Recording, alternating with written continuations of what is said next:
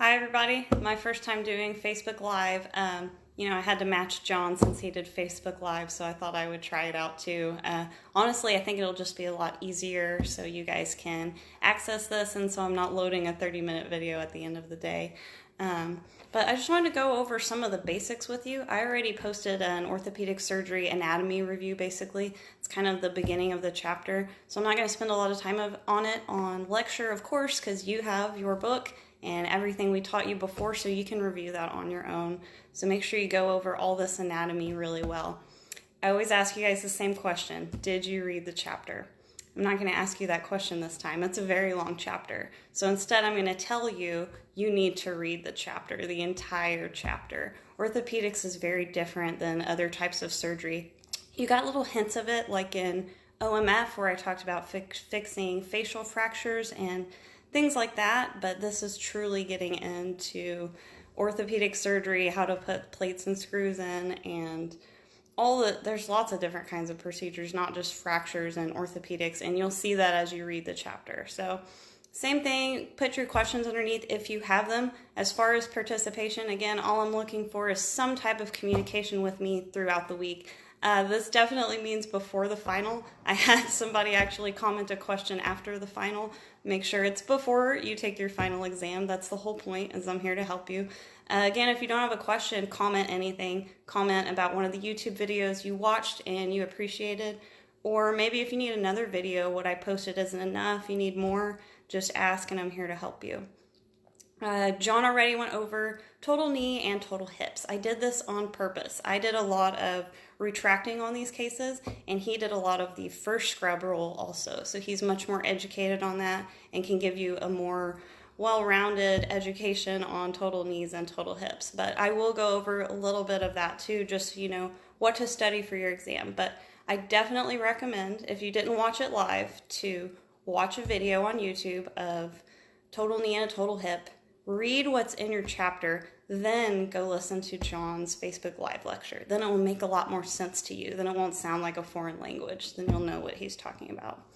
So that should help you out a lot. I'm going to go through the very beginning of the chapter, and honestly, I'm going to try to get to instrumentation as quickly as I can. So as usual, you're responsible for everything in the chapter. Make sure you read it. You go over this anatomy. If there's something I didn't go over, you have a question on, send it to me. I really want you to put it on the page so that everyone can see your questions. So you may think, I have a question I feel silly asking. Somebody else has that same question. You're not alone. There's other students that have that same question. And I can tell you that because I get individual messages all the time of the exact same question. So just put it on the page. Don't be afraid. We're all learning together. Okay, let me get a sip of my coffee with my Scrub Tech mug, first of all. Okay, now I'm ready. So the chapter starts on page 891. You know, I'm not going to go over all the anatomy with you, so instead I'm going to tell you what you should focus on when studying. So 891, bone and bone tissue. Don't forget, bone is living tissue.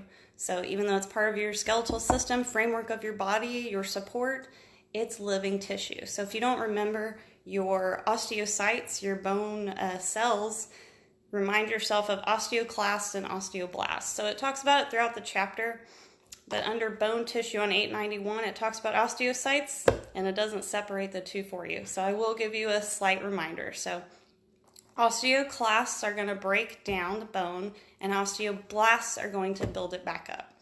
You need to know those two terms because as you're studying osteogenesis and how bone is formed, you'll need to know both of those terms and which one does what. So in your book, it says osteocytes act as bone-forming and bone-destroying cells. Well, now you know which ones are bone-forming, osteoblasts, and which ones are bone-destroying, the osteoclasts. So B for build, osteoblasts for build.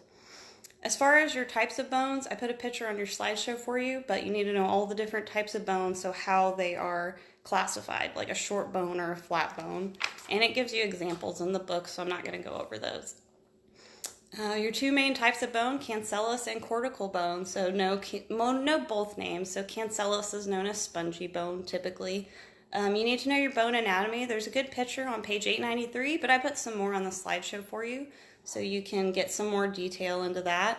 You need to know all your terms, like your medullary cavity, You need to know where the growth plate is, where your line is, your epiphyseal line. You need to know the articular cartilage, and definitely the periosteum. So on 892, the third paragraph down. So it starts talking about what the bone is surrounded with. So that's surrounded with periosteum.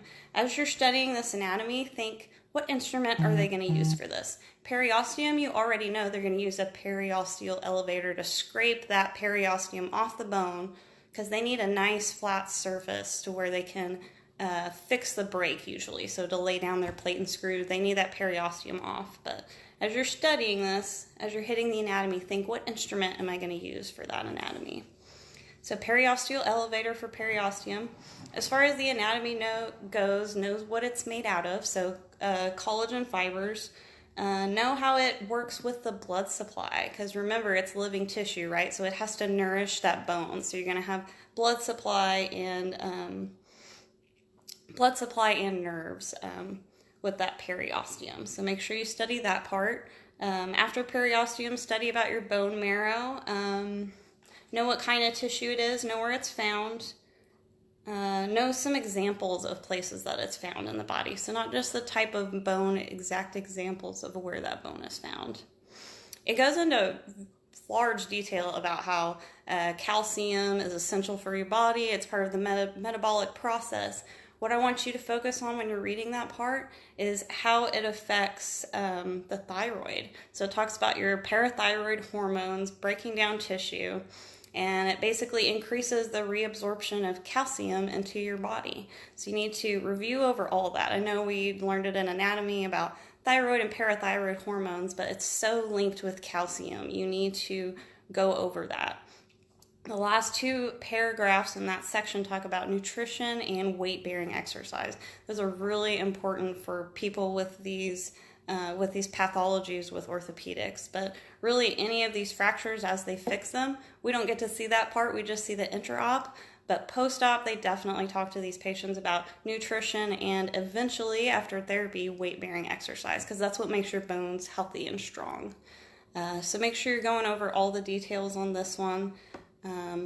You do need to know everything about your hormones for parathyroid and calcium and calcitonin in that section. So if you have any questions, put them below, because I want to spend our time on the instrumentation.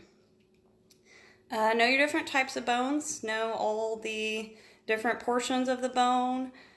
All of the extra things in there too. So on page 893, it talks about your bursa. So like you have a bursa in your shoulder, you have a bursa in your knee. So it's your padding fat in your joints. So for you and your test, you need to know that that's a synovial joint that's filled with synovial fluid, and that's where those small sacs are, where the bursae is. So just some ideas of some things that you need to go over as you go through this. So we talk about types of bones. Like I said, there's a picture of that in your book for you. You also need to know the types of joints. So all the different names for the types of joints. So that's two different sections really. One is talking about like gliding, hinge, saddle joints. The other one is talking about movable or non-movable. So I put pictures in the slideshow for you to study this, but the terms you need to know. Synarthrosis is your immovable one. So these are things that can't move, like the suture lines in your skull. That's immovable. It's not going to move. That's synarthrosis. Ampiarthrosis. So this is slightly movable. So an example of this one is like that cartilage in between your vertebrae. That's an example of your slightly movable ampiarthrosis joints. And diarthrosis you're going to be most familiar with. So diarthrosis joints are going to be filled with that synovial fluid I was talking about. There's good pictures on 895. This is typically going to be like your knee joint. So it gives you examples, hinge for knee, ball and socket for hip, and elbows also a hinge. But these are all diarthrosis. So you can see how one joint can have multiple classifications. So don't get those mixed up. Just use the PowerPoints and your book to study the different type of joints. Make sure you can classify your joints. You need to also know all of the terminology for moving it. So the table 21-1 on 895. So abduction, adduction. Hopefully you remember my trick for that one. Adduction, two D's, your adding to your body. So you're bringing, it's hard to do sitting down. You're bringing your arms in when you're adducting, and you're abducting if you're bringing them out. I'll do it with my hand instead of my foot. Flexion, extension, flexion, extension. Remember, supination, pronation. Supination, you got a cup of soup. Pronation, you poured it out on the floor. Supination, pronation. So make sure you go over all your movement terminology. You really need that for intra-op. If you're holding a leg, they're going to ask you to move it laterally or to move it medially. You need to know those terms so that you can function well as a script tech and follow directions. So hopefully that's second nature for you by now and you don't have to review it, but if you do, it's there for you. Okay, this next section is really big, orthopedic pathology. So I'm not going to go over these. I need you to read over all of these. So it's because we've learned it before, first of all, but there's not a picture of every single one of these in your book. That's something you could easily Google as you go through. And again, I want to focus more on instrumentation and actual procedures. So you're still responsible for these pathologies. I'm only going to hit a couple of them, but you need to read through all of them. So one of the ones I want to talk about is on page 896. So it says bucket handle tear. So really, you need to be familiar with some of the meniscal tears. So that's just one of them. So that one's a C-shaped meniscal tear. As you're going through these, you'll see very specific things like that. I want you to think big picture. So as you're reading that one, it's a meniscal tear. I don't want you to focus so much on the fact that it's called a bucket handle tear. That's just one type of meniscal tear, and there's many different kinds. The one at the bottom of the page that's really hard to pronounce but interesting, osteochondritis dissecans. So this one is a little bit different, but I know we went over it in the first, in the anatomy section. So make sure you know that one. One that's really common, you're going to get a lot, are ganglion cysts. So on page 897 at the top of the page, you'll see what a ganglion cyst usually looks like in the hand. This is a good example of a case where it's not going to feel like an orthopedic case, because typically they're going to go in and just remove that cyst. So you're not going to have big orthopedic instrumentation. You're not usually going to be wearing lead. Not going to be any C-arm in the room, so it's kind of a different procedure. So most orthopedic procedures you're going to have lead on because we're taking lots of pictures, or you're going to be wearing the spacesuit if you're doing a total joint. This one's just you're scrubbed in like a normal case, so it's a little bit different. So as you're reading through these, again, try to think, what am I going to need for this case? What are the basic instrumentation I need?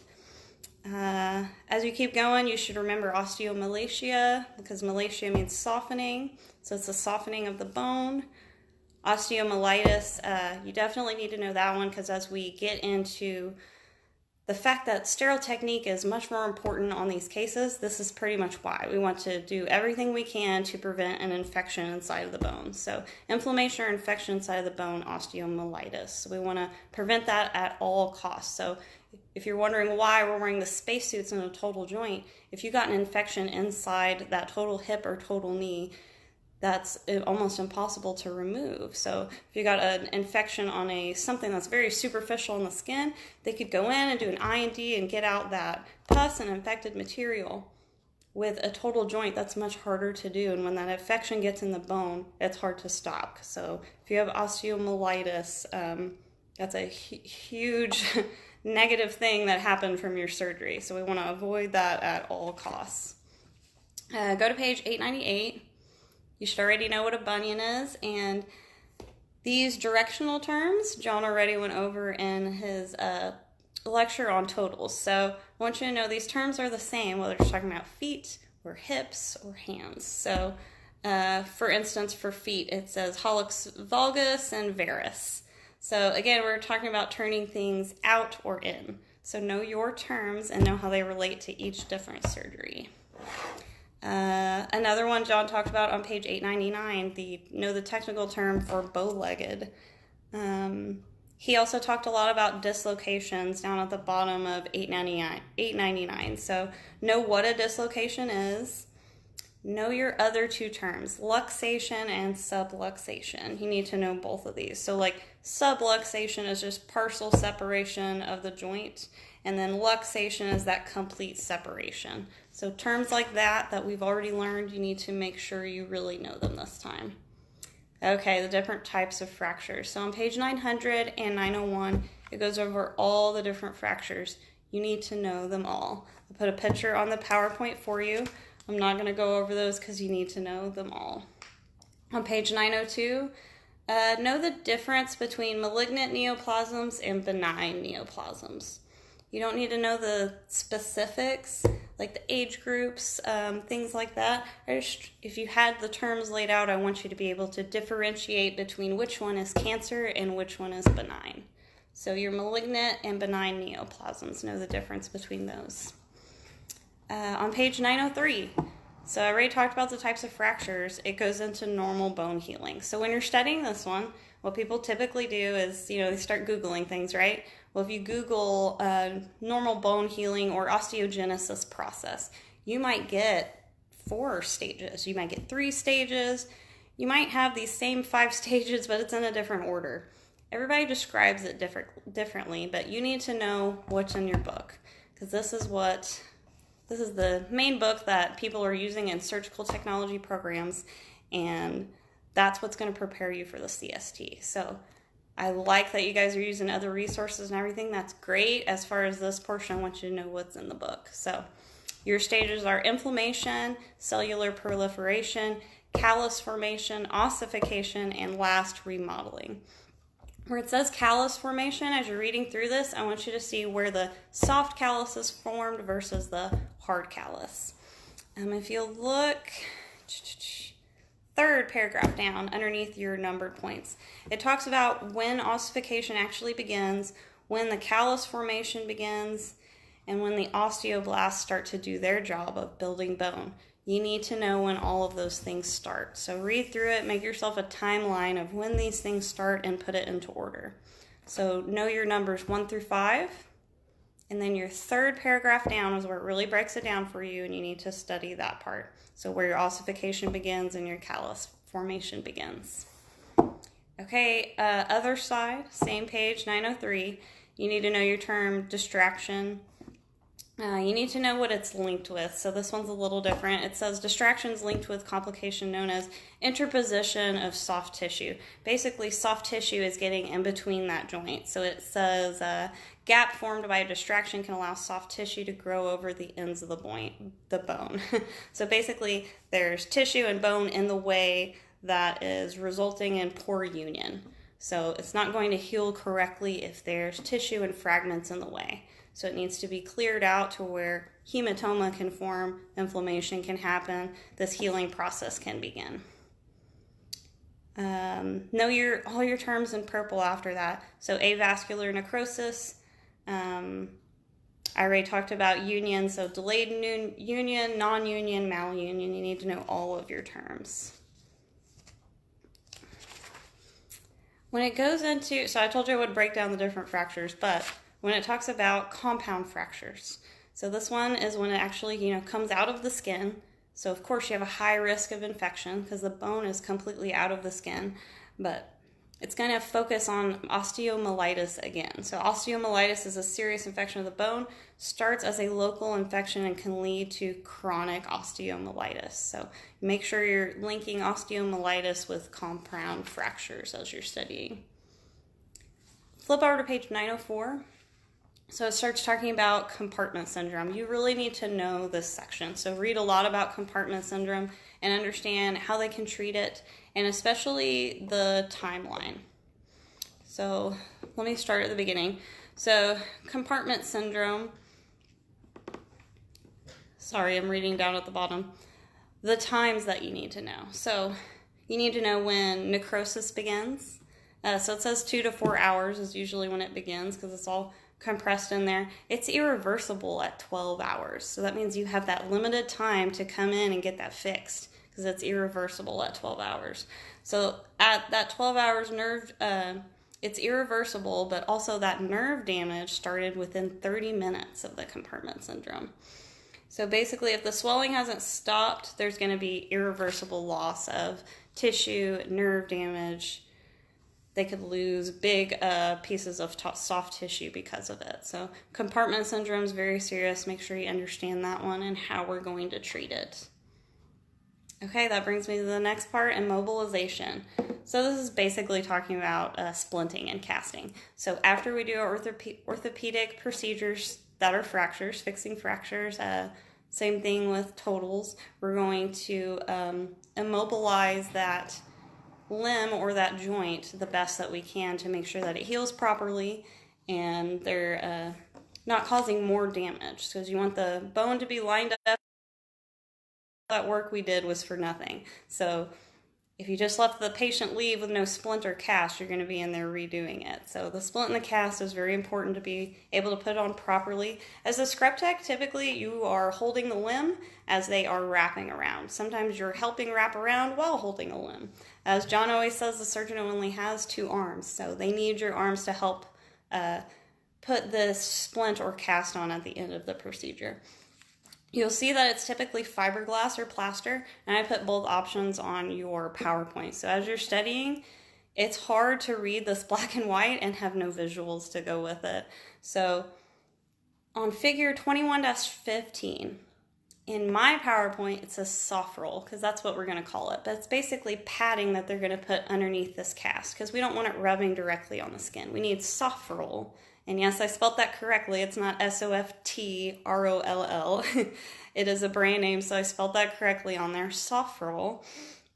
So what that's talking about is that figure 21-15, that undercasting material.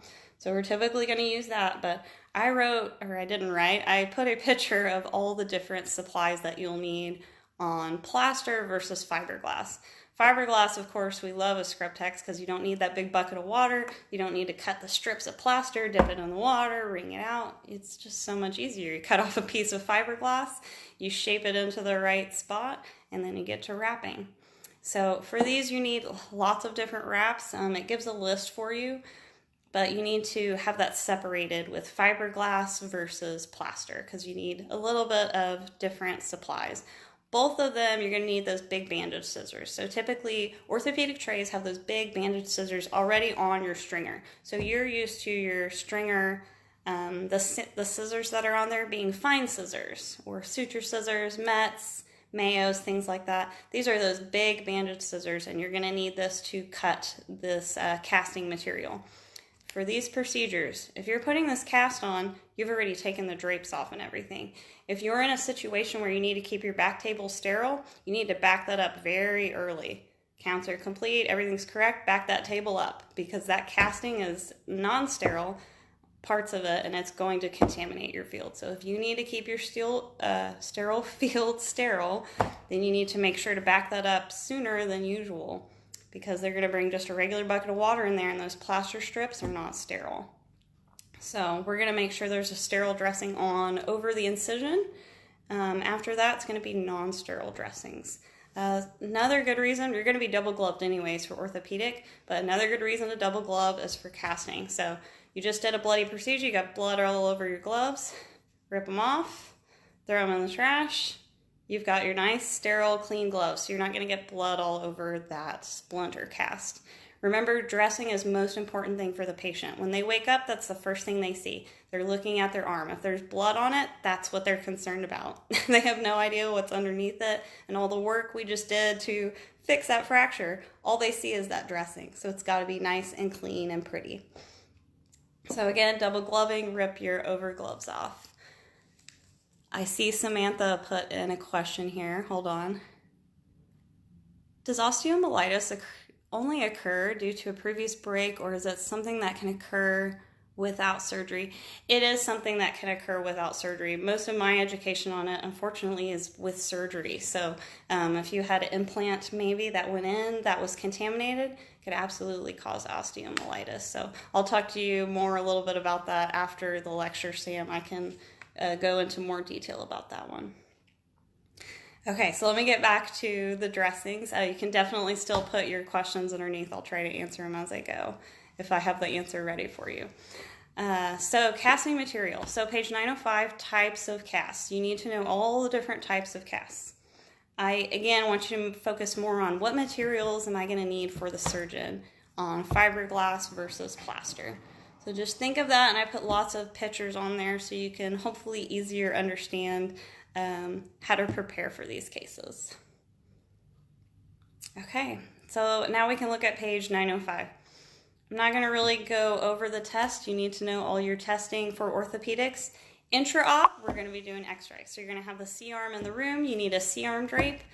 Sometimes you need that C-armor drape, like I talked about, that you're going to put on the side of the bed so that the C-arm can swoop underneath the bed, so you can get that lateral view too. But any time you're going to be using that C-arm, of course, you're going to be wearing lead. So just be prepared to be wearing lead and have lots of pictures taken during your case. All right, finally, instrumentation. Let me get rid of some of these John messages. Okay, just kidding. On page 907, we'll get into the instrumentation. There's a lot of instrumentation with orthopedics. What John said is correct. You're going to scrub in, and instead of the one tray you are used to, you're going to have tons of trays. The rep sometimes will have you pick out the specific instruments you need out of a tray and then have you covered up and stack them on top. So you could have 3 and 4 instrument trays stacked on top of each other a lot of the times. Don't be overwhelmed by this. That's why the rep is there to help you. They're going to tell you what to get out of each tray so you have it lined up, ready to go. And if you do have to find some specialty item in the middle of a case, that's happened to me before too. The rep says, oh yeah, we need that other thing. It's the bottom tray under those 3 other trays, that's where it is. So I quickly move those 3 other trays, grab that one item, and hand it over to the surgeon. So even if you forget something, it can be found. It can all be done. So don't be overwhelmed by the amount of instrumentation. That's actually the coolest part about it, or it's all the power tools that we get to use in orthopedics. So that's what I really enjoyed about orthopedics, especially for me, trauma, because you see people have very bad car accidents and then come in and we can fix their fracture that day. Especially if it's compound fracture, we know they had a really high chance of infection, and we wash it out really well, give them those IV antibiotics as soon as possible and fix that fracture. That patient has a really good chance of coming out of that fracture healed properly. So if you work quickly, you can make a big difference in a patient's life on these trauma fractures. Okay, instrumentation. So if you go to page 908, all of these instruments you definitely need to know. As far as the specific names, so example, I on page 909. So that's a Lohmann's bone holding clamp. There are a million different types of bone holding forceps and clamps. As you're reading through them, I don't want you to so much focus in your orange book about the specific names. I want you to think, what is it doing? So like that one is holding a bone. You'll get the specific names as you actually do orthopedics as an extern. So there's a lot of instruments. You absolutely need to go through every single one of them. And I want you to focus on, is this a Liston's rongeur or a Ruskin's rongeur? I want you to recognize that's a rongeur. It's going to take big bites of bone out for the surgeon. That's what I want you to focus on. There's some that you should already know, like key elevator, some of these knife handles like the beaver blade. Typically in orthopedics, you're going to want lots of 15 blades to trade out for your surgeon. If they're ever trying to make a cut on or near bone, it's going to dull almost immediately. So orthopedic procedures, I have lots of extra 15 blades, and if they use beaver blades, extra beaver blades for them.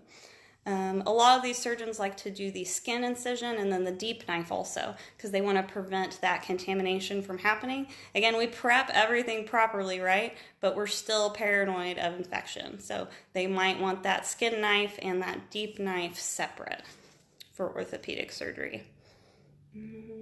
Yep, know all of those. Flip it over to page 910. Before I get into the positioning stuff, we're going to separate your orange book for you, your instrumentation book. So, chapter 10 starts on page 244. There's a lot of instruments in this. Again, I think you should watch videos first. So watch some YouTube videos, read in your chapter, then look at your orange book. So then when it says K-wire, you can look on page 245 and go, oh, that's a K-wire. I get it now.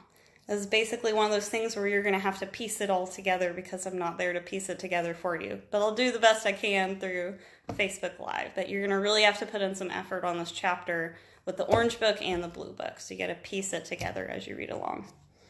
Okay, so your first section, plates and screws. So typically Fracture, I'll just talk about a hand case to make it very simple. So hand fracture, they're going to go in with a K-wire first. So it's got a driver on it to push this wire through. We're not just spearing it through with our hands. We've got a wire driver.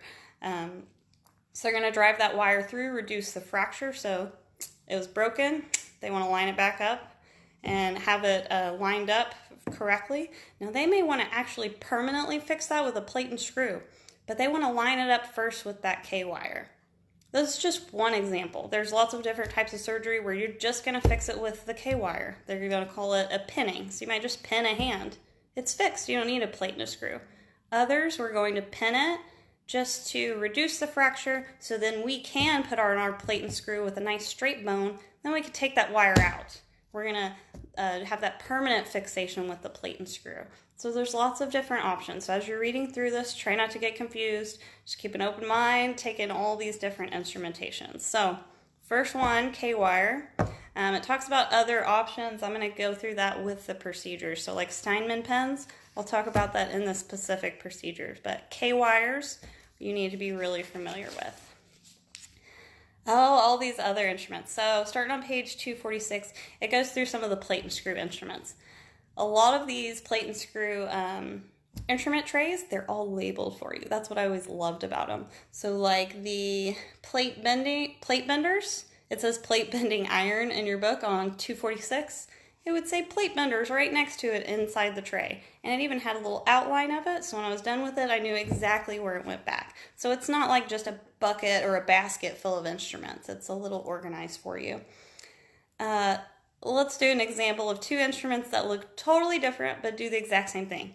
So plate bending iron, 246, French rod shaper, 247. Both of these, you put the rod in between the instrument and bend it. They're both plate benders. They do the exact same thing. So when it's not obvious to you, I'm going to point it out to you. But the rest of this stuff, I want you to think, okay, what are they going to use it for? What procedure are they going to use it for? Things like that as you go through. So there's one that looks totally different. I'll go ahead and get into the bigger trays. So if you go to page 248, it starts with your smallest fragment set. It's very cute. Your mini frag tray. So typically they're going to have a mini frag, small frag, large frag tray for orthopedic procedures. So this is what I was talking about. It's got the nice little outlines to where you can see where your instruments go. What I want you to pay attention to is the screws, So you are going to be waiting on the surgeon, right? You hand them the drill. Let's do a review of the order here. So drill, depth gauge to measure, tap if they need to tap, and then the screw. So that means you're handing all of these things in sequential order very quickly. As soon as I hand that depth gauge, I am with that screwdriver near all my screws to pick from, just waiting for that size. Just waiting. And the second they say the number, I grab that screw and I load it up. And then I measure it before I hand it off. So look at the picture in your book and look at all the different screws. And this is the smallest tray. So you're going to have so many more screws than that to pick from usually. It's very easy for SPD to make a mistake and put the screw in the wrong hole, right? So it's your job to measure that screw before you hand it over. One of the worst things that can happen is they measure, you give them the screw, they put it in. Like, that's weird. How come that's not working right? Because you probably didn't measure the screw and it's the wrong screw. It's already drilled into their bone now. That's not something that you can undo easily. Now, yes, they can take a screw out and put another one in, but you've already put damage on that bone. So always measure before you hand it over. That takes a second. They're always going to be rushing you because that's their jobs to keep you moving quickly. You're supposed to have it ready. But if I got yelled at for them waiting a second for me to measure that screw, I'm okay with that. I need that screw to be the right number for that surgeon and for this patient. So this fracture is fixed properly. So you know how people always say measure twice, cut once? Same thing for orthopedic surgery. So make sure you measure your screw before you hand it over is what I want you to focus on when looking at these trays. Okay. Page 250, it starts getting into the implants. So it only shows you your hip prosthesis, but just a reminder for you that your implants are going to be different than anything else. So just like your plates and screws on 248, 249, your implants are never going to be flashed. So we learned this in microbiology and sterilization, but these can never be flashed. We want them on the full sterilization cycle, because we never want to flash these instruments. They're going to be in the patient forever. So there's no reason to rush these things and flash some instruments. We need to go through the process and have them sterilized properly. You'll see, like I was saying, the hip prosthesis on page 250. So the reps are usually going to bring these in. Everybody's a little bit different. There are some total surgeons that I worked with who would never let us actually touch the implant. We would get out of the package and everything and get it open and just hand it over to them. They didn't want us touching it at all. So everybody's a little bit different. Make sure you're communicating with your surgeon about your prostheses you're putting in. And as John said, a lot of surgeons like to change gloves right before putting that prosthetic in. So actually before they touch it at all. So they might open the implant to you. It's in another package that's sterile. So at that point, you could all change gloves and then open that package, present it to the surgeon, and they can touch that with brand new clean gloves so they can quell their paranoia and not worry about infection for a moment and get that total hip prosthetic put in. Okay, after that, drills. So on page 253, I don't want you to think so much about the hand cranking drills right now. I want you to think about your power drills. So 253. So you've got your battery powered drills, which are more commonly used. Note how it's all a combo. So it says battery powered drill saw reamer combo. That means they all have different tips on the end, typically same driver, and you're trading those out. So they need a ream, you need to put the reamer end on there. They're actually drilling, you need to put the drill bit on there. They want to use it as a saw, you need to put the saw attachment on there and then attach the saw blade. So it might be the same handpiece with a lot of different tips to trade out. So for you as a scrub tech, as soon as I'm scrubbed in an orthopedic procedure, I'm playing with those things. I'm hooking, unhooking, taking the top off, taking the new top on. I'm going back and forth and playing with it because they're going to ask you to trade those things out quickly, and you want to be able to react quickly and hand it right over. You don't want to be fumbling and struggling with that as you hand it to the surgeon. So that's one of those things that you have to just practice hands-on. So of course I'm going to try to make time for that in our lab to get to use these things hands-on. But of course I like the battery-powered drills. You're not connected to any cord or anything. That's my favorite. But there's also nitrogen-powered drills. So those are your pneumatic drills. So that means that cord is going to be hooked up on the wall to where the nitrogen is going to come out. So these are even louder. So I like that part of it, but you got that cord in your way. So surgeon preference, but you have battery and nitrogen powered for your drills. After that, it just goes through all the individual instruments.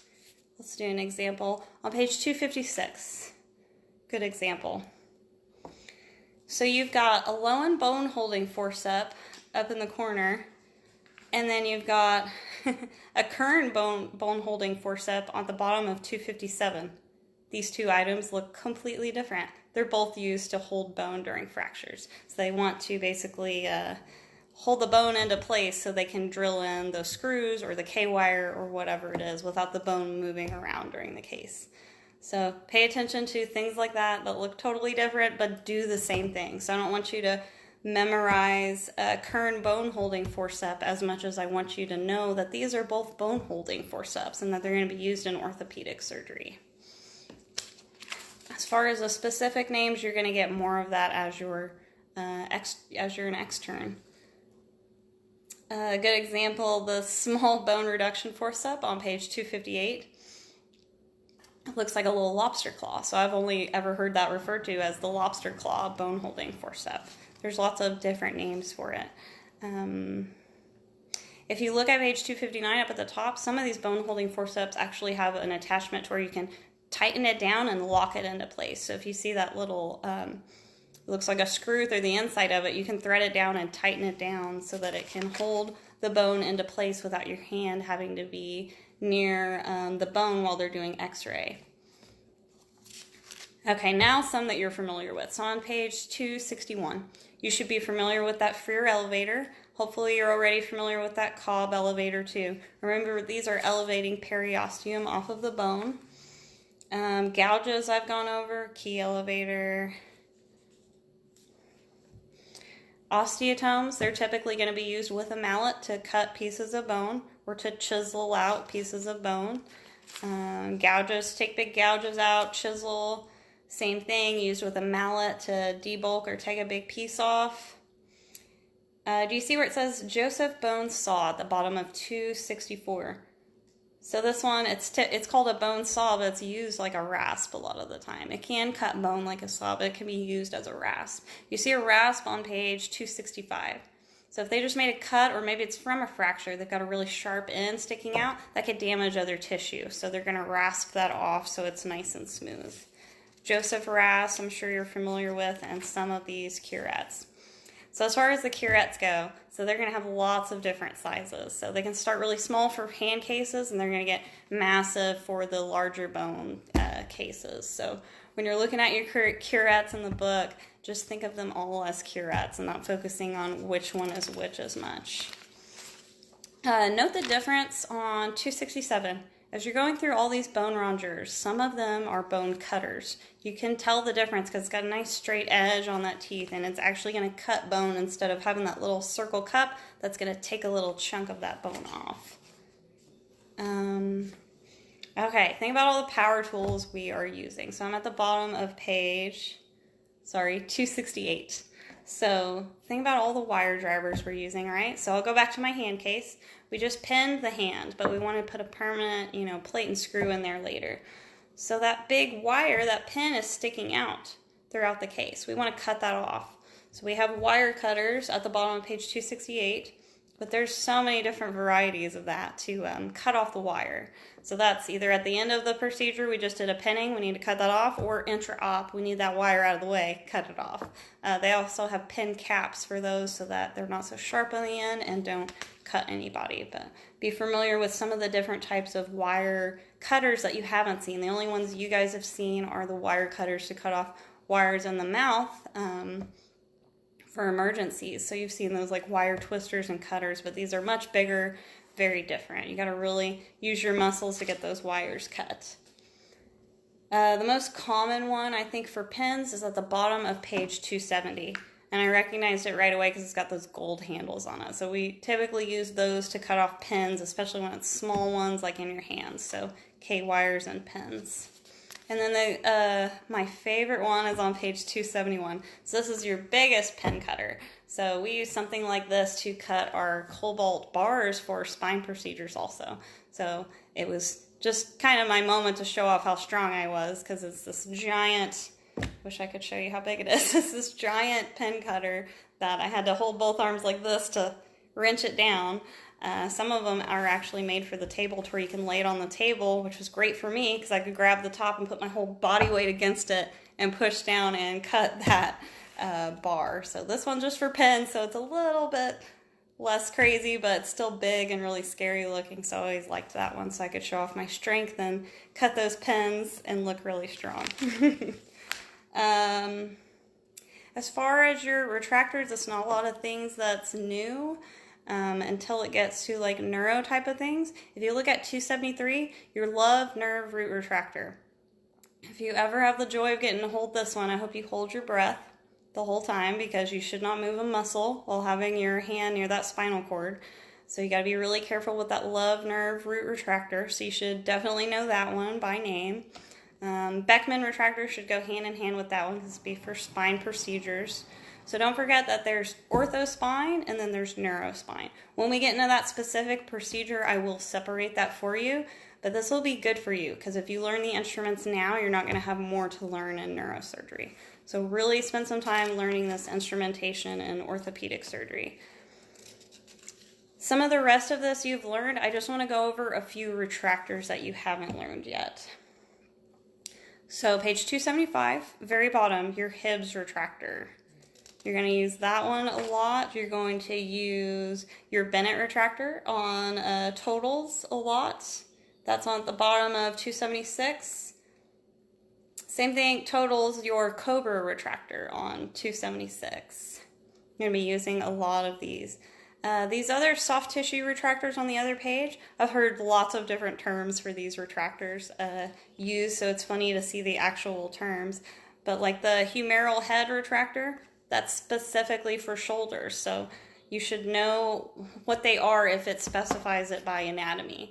Now, if it just says Bristow soft retractor, soft tissue retractor, that's hard for you to match it up because it's a name. So focus more on the anatomy and how that lines up with the names of these instruments. It only works for some of them, unfortunately.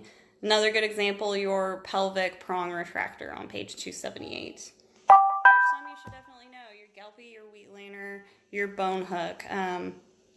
That bone hook is one to watch out for sure in orthopedics. So 279, they may have you pull that T-handle, that bone hook, and you're pulling on it. But if they move that, let's say it's a leg, they move that leg and that bone hook comes off, that's extremely sharp and that could hurt you. You should never take your eyes off of what you're doing if you're holding a sharp instrument.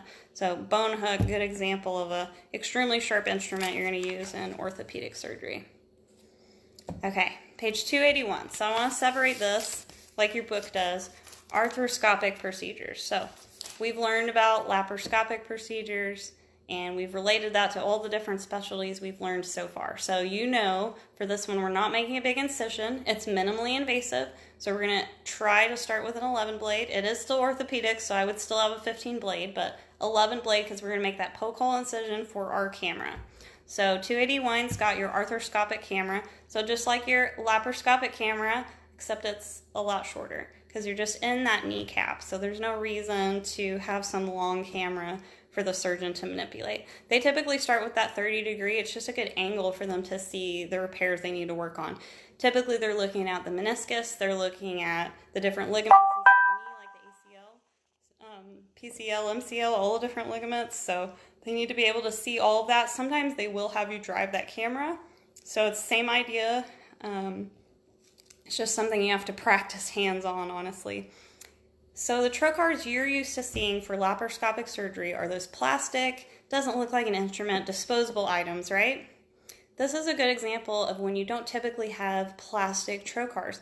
These are going to be like irrigation sheaths. So you'll have irrigation coming in one side of the knee, and you're going to have other driving instruments like a microdebrider inside that knee.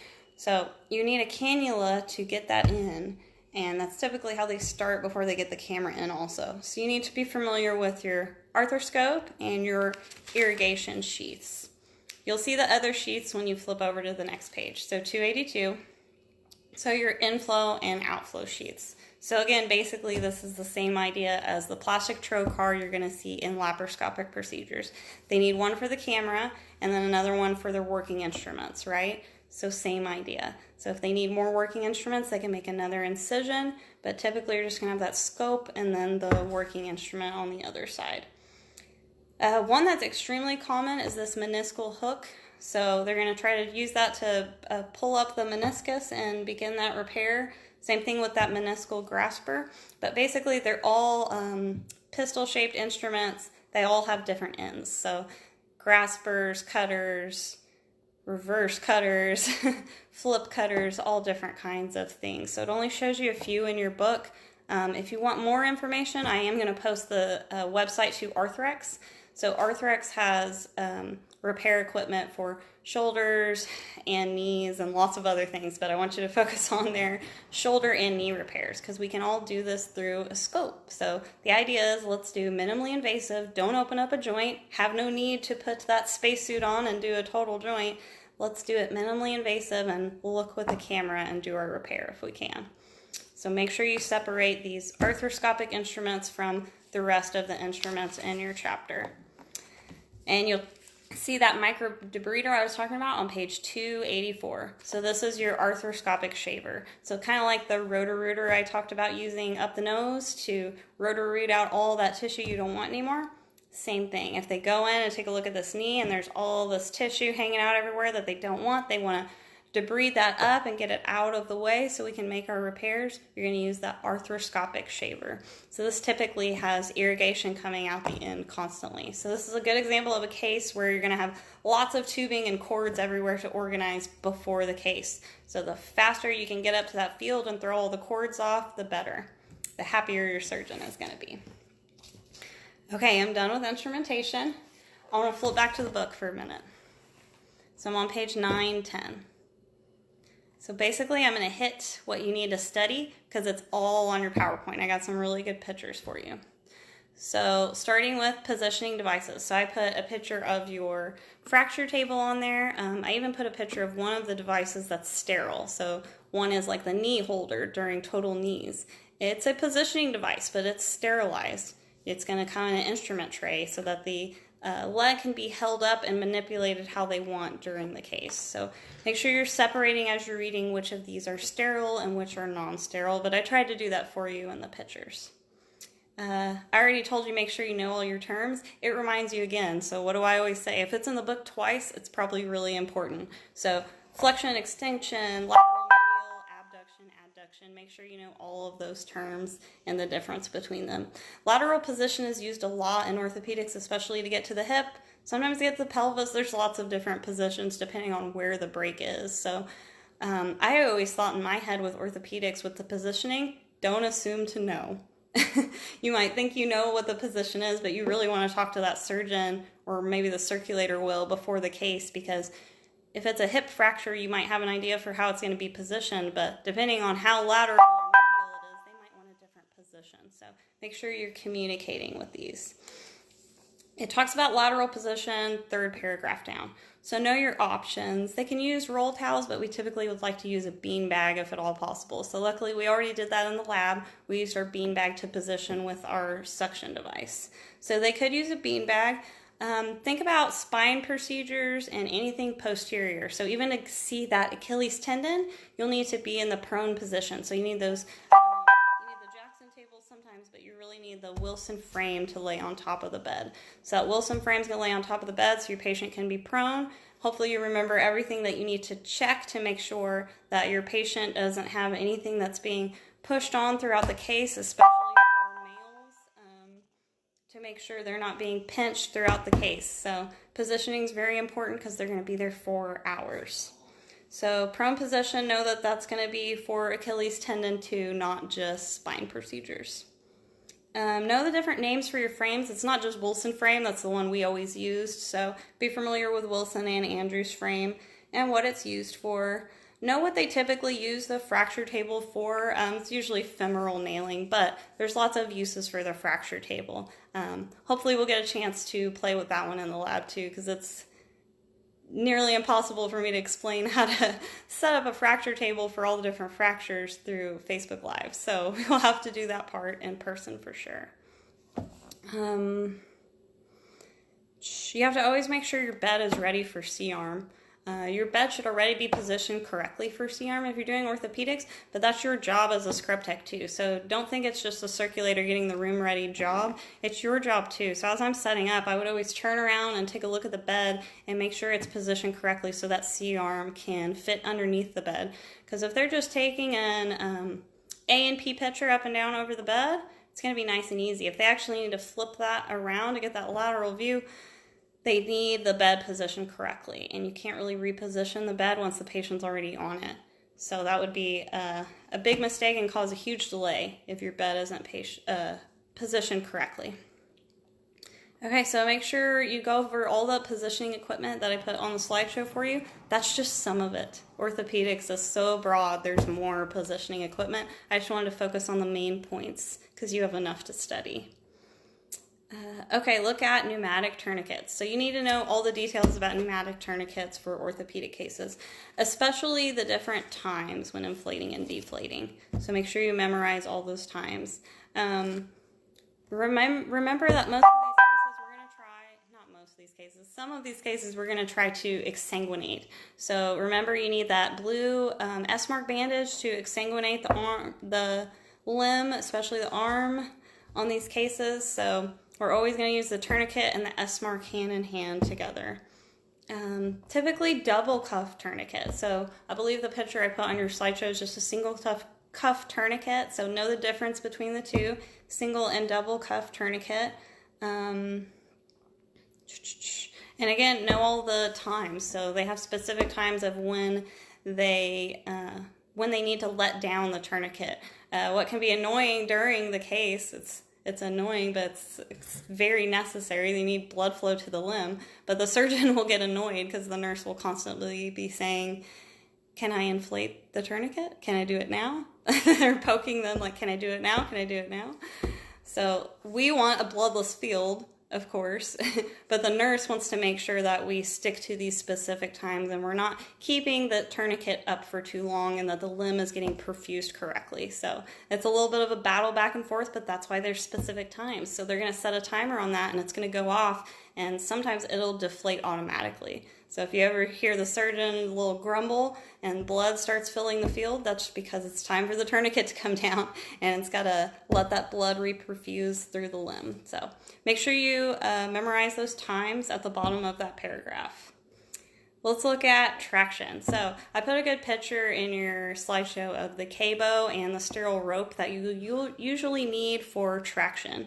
But you know what it says in your book, so traction alignment isn't just for intra-op, it can be used post-operatively and pre-operatively too, but basically traction is used to immobilize the joint or reduce the fracture. So we're usually in there reducing the fracture, so that's why we have traction on our joint. Everybody does it a little bit differently, but that bow that I have pictured on there, that metal instrument, is called a K-bow, and they typically use a sterile rope to pull that. It can be done non-sterilely also. So there's different ways to do that, but that's how I've used it in the OR. That way the scrub tech can actually touch that rope because it's sterile and can be pulled off. So even if it's tacked somewhere else later on, it can become contaminated and not used during the case, but we typically opened it at the beginning of the case so it was sterile, the cabo and the wire for traction. Okay, airflow systems. So this, when it says body exhaust suit, it's talking about the spacesuit things that we wear in total joints. So you saw the video of Colton and I in the lab with the spacesuit on with no battery pack. So if you saw Miss Tasha's comment about hypoxia, that was why. We had no battery packs. We were just filling up with our own hot air and hot breath inside the hood. So typically you have a little button on the side so you can turn your fan up really high if you're somebody who gets hot, or you can turn it down really, really low if you're kind of deaf like me and you can't hear. So it's hard enough for me to hear during these cases. We've got the music blasting and all these this power equipment going, and now on top of that I have a big hood on. It's completely covering my head and I can't hear at all. So for me, I just took the heat and I turned that fan down as low as it could possibly go. It was still enough air to circulate. I could breathe just fine, but I could also hear. If I turn the fan up all the way, lots of air, I'm not sweating anymore, but I can't hear a thing. So you got to do your own judgment call on that one. Also a note for the ladies with the hoods, anytime I wear a hood, if you have your ponytail up here at the top of your head, it's not going to slam on top of your head. So you're going to have to go to the bathroom and put that hair down lower so you can get your hood on. I have been in a situation where I had to do it very quickly. So I literally went to the bathroom, cut my hair off, and slammed the hood over my head. So it's not something that can be done quickly. I know it sounds like a silly detail to worry about your hair, but that can slow you down getting ready for your case. And that's silly and shouldn't affect your case whatsoever. So you want to make sure you can get that hood on quickly to get in that total joint. Okay, so on page 911, so your CPM, continuous passive range of motion. So this is talking about something they give the patients post-op to help with their range of motion. I didn't put this in your slideshow because it's post-op. I'm going to post a picture of it later though, because unfortunately I have gotten to see exactly what these are like. It's kind of like a torture system. You just had surgery on your leg and now you have to put your leg in this machine that constantly rotates it and moves it. So very painful for the patient, but great for their physical therapy. So basically gets that moving and provides early mobility for the patient. Same thing with the electric nerve stimulation. That's typically for post-op, so it's to help with that post-op pain. So you need to know these things, but I don't want you to focus on them as much. Okay, saws, drills, and reamers. I kind of went over that. It's going over the things that you need to know for like microbiology and sterilization. So first paragraph, last sentence, manufacturer's instructions must be followed for cleaning, sterilizing, and lubricating instruments. So remember manufacturer instructions for everything, and then you don't have to worry about the details. But if you'll remember, a lot of these items can't be fully submerged in liquid, so they're going to have a different cleaning process. So that's why the next paragraph you need to know. Surgical technologists must be familiar with assembly and power of these instruments, including safety factors. All I'm going to say for now, because I'm going to go through the different saws and drills and reamers in the procedures, what I want you to think is safety. So anytime you are handling these drills, it needs to be on safety. Surgeons are all a little bit different on this. Especially during totals, though, you're going to hand them that drill ready to go. You're not going to put it on safety. They want it ready to go. You need to communicate with your surgeons, though. Some will want it on safety for different procedures, so you just need to make sure you're communicating that with them and staying as safe as possible. You really just need to be vigilant and pay attention. I always had my eye on that safety, being able to switch it back and forth. So as much as it's a lot of multitasking. As much as you're thinking about what instrument you need to have next, more importantly, you need to think about safety. If they had that saw in their hand, I really wouldn't do anything else until they were done. I just sat there with my hand out ready to take that saw back because I don't need them to throw that on my Mayo with that safety off. I wasn't going to allow that to happen. So make sure you're ready to receive these sharp instruments back and that they're always on safety. Other side of the page, arthroscopic equipment. I already went through all of this, so make sure you know the equipment you'll need in the room for these cases. So I already went over the instrumentation. Think about the actual equipment you'll need in the room. So we went over the camera and the light cord. You're going to need the actual video monitor, the light source box, and the arthroscopy tubing and all that stuff to go with it. Now, you haven't seen it before, and I understand that. So instead, I want you to watch a knee scope and a shoulder scope, anything else you can that has a scope involved so you can see all the irrigation that's running through the whole time, and you can see all the different equipment that's in the room. That's going to be more of a see it in real life thing for the first time as an extern. Okay, at the bottom it talks about implants. So I want you to really know all the details about that second paragraph. So it talks about the FDA and their requirements for implants and all of the proper documentation that you need. What you need to know is when an implant is opened, there's a sticker with the implant number that needs to go to the nurse.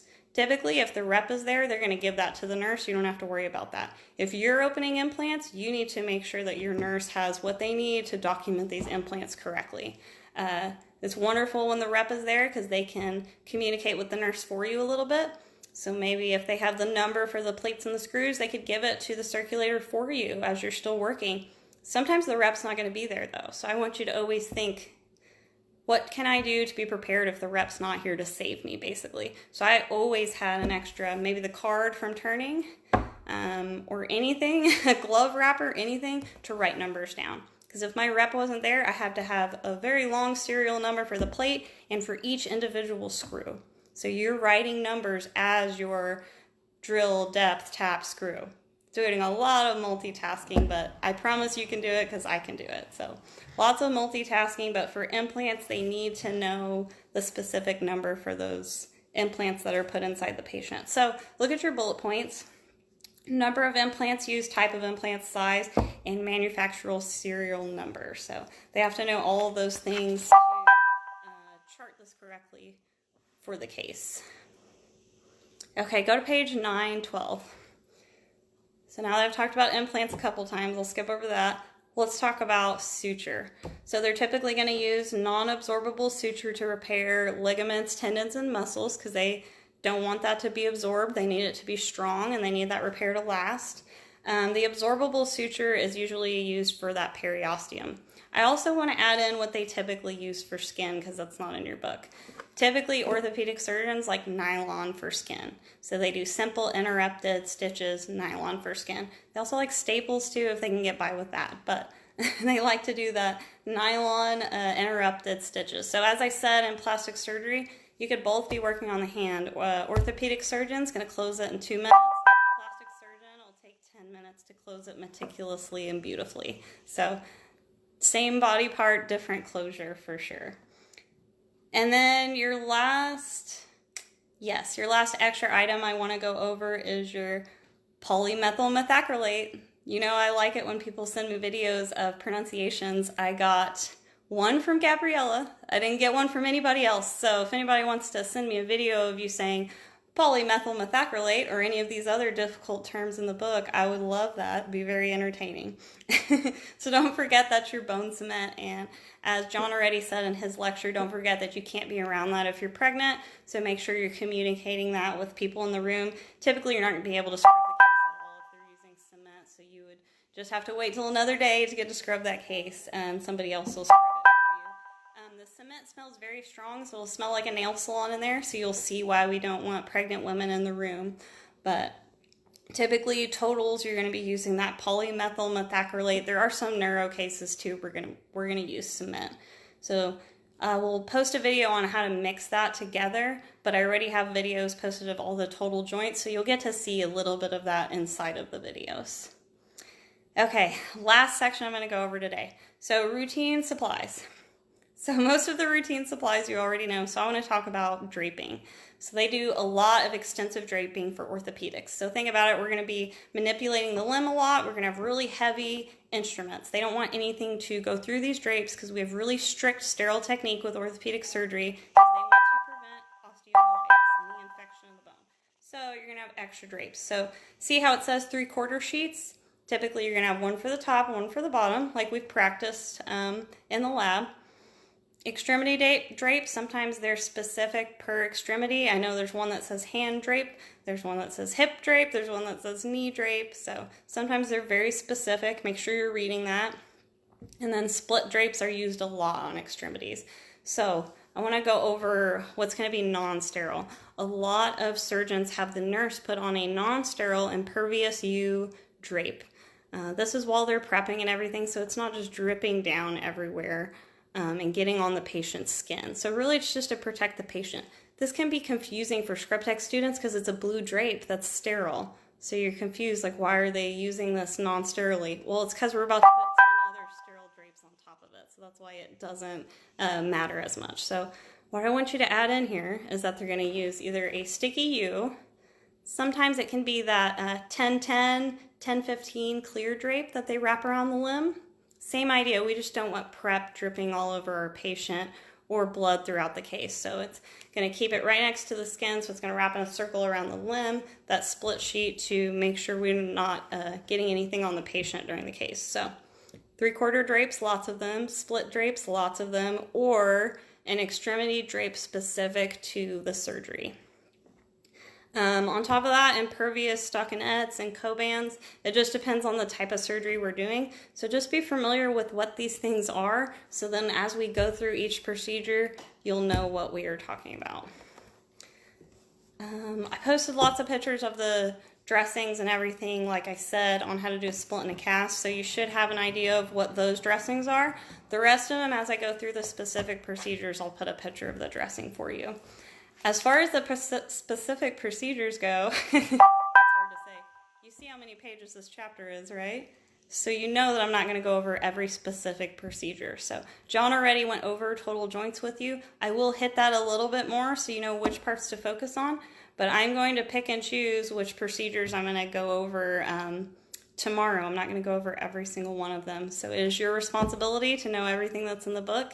Get to reading. Feel free to comment under this lecture with questions. I see a couple more. I'll answer those as soon as possible.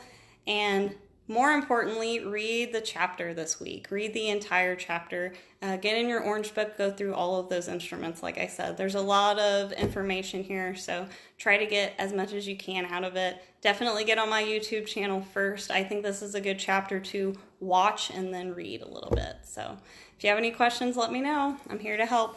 Talk to you soon.